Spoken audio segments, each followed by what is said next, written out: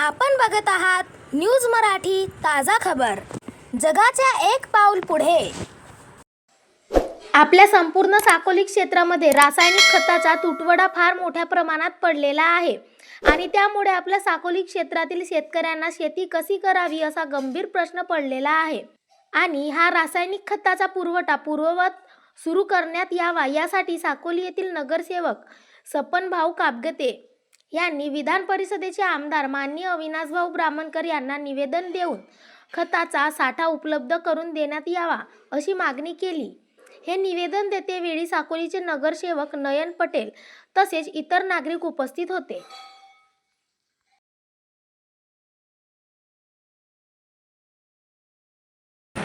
आज आपल्यासोबत साकोलीचे नगरसेवक सपनजी कापगते आहेत आणि आपल्या संपूर्ण साकोली तालुक्यामध्ये खताचा फार मोठा तुटवडा पडलेला आहे आणि तो तुटवडा पडलेला असल्यामुळे त्यांनी आज आपल्या साकोली विधान परिषदेचे आमदार अविनाशभाऊ ब्राह्मणकर यांना निवेदन दिलेले आहे। तर भाऊ काय सांगाल?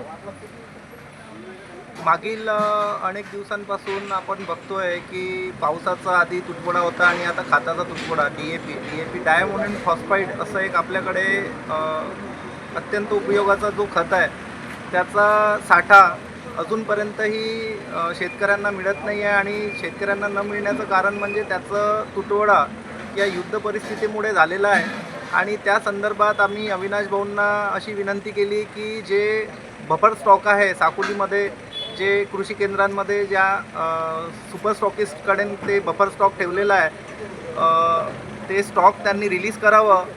त्याच्यासाठी आपण मागील 15 दिवसांपासून 20 दिवसांपासून मी प्रयत्न करतो आहे। कृषी अधिकाऱ्यांसोबत मी संपर्क केला, भंडाराचे जे क्वालिटी कंट्रोल आणि अधिकारी आहेत त्यांच्याशी माझं सातत्याने माझी चर्चा चालू आहे की आधीच शेतकरी पावसामुळे त्रासलेला आहे, दुष्काळग्रस्त होण्याच्या परिस्थितीमध्ये आपला प्रभाग आज आलेला आहे आणि त्यामध्ये परत डायमोनियम फॉस्फेट हे एक असं खत आहे ज्याच्यामुळे पेरणीमध्ये अत्यंत काय म्हणतात त्याला उपयोगात येणारा हा खत आहे आणि त्याचा अजूनही कुठेही स्टॉक नसल्यामुळे, एकाही कृषी केंद्रावरती स्टॉक नसल्यामुळे शेतकऱ्यांना खूप अडचणीचा सामना होत आहे आणि त्यांना महाग म्हणजे डायमोनियम डीएपी हा एक असं स्वस्त दरात मिळणारा खत आहे आणि त्याचा अदर ऑप्शन म्हणून दुसरे खतं जे मारायला सांगतायत त्याचा शेतकऱ्याला भुर्दंड खूप मोठा पडतो आहे। म्हणजे जिथे 1200 रुपये एक बॅग शेतकऱ्याला भरावी लागत आहे तिथेच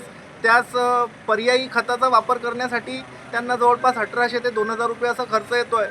तर या संदर्भात आज अविनाश भाऊंची चर्चा झाली आणि त्यांनी पण अधिकाऱ्यांशी चर्चा करून असं आश्वासन दिलं आहे, आश्वस्त केलं आहे की लवकरात लवकर जे बफर स्टॉक आपल्याकडे अवेलेबल आहे त्याला आपण रिलीज करूया आणि सरकारकडे सुद्धा आपण मागणी करूया की लवकरात लवकर डीएपीचा स्टॉक आपल्याकडे अवेलेबल होईल। भाऊ, खताचे रेट फार मोठ्या प्रमाणात वाढलेले आहेत, त्याबद्दल काय सांगाल? आता हे असं आहे की हे ग्लोबल जिओ पॉलिटिक्स जे आपण म्हणतो त्याच्यामुळे ह्या सगळ्या गोष्टींवरती परिणाम झालेला आहे।